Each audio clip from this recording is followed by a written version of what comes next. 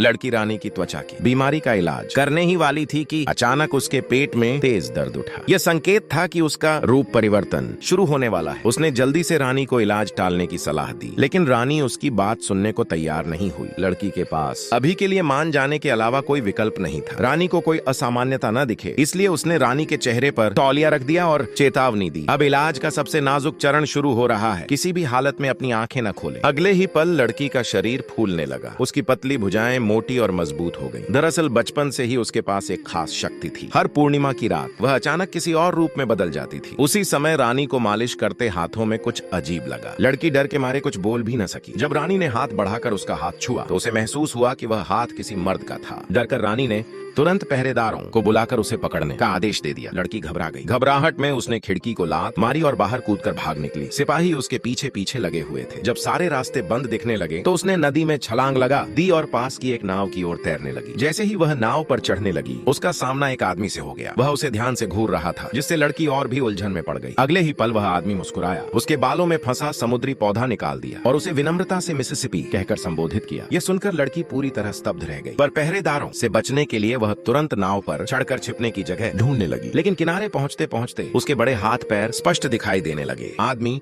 जो पहले लगभग कुछ देख ही नहीं पाता था, अब समझ गया कि उसके सामने खड़ा व्यक्ति शायद कोई संदिग्ध आदमी है। वह उसकी नीयत पर सवाल करने ही वाला था कि तभी पहरेदार भी उस आदमी की नाव तक पहुंच गए। लेकिन दरवाजा खोलने पर उन्हें सिर्फ वही आदमी अकेला बैठा मिला। पहरेदार उलझन में थे और इसी दौरान लड़की चुपके से नाव से उतरकर किनारे भाग निकली और उनकी नजर से ओझल हो गई।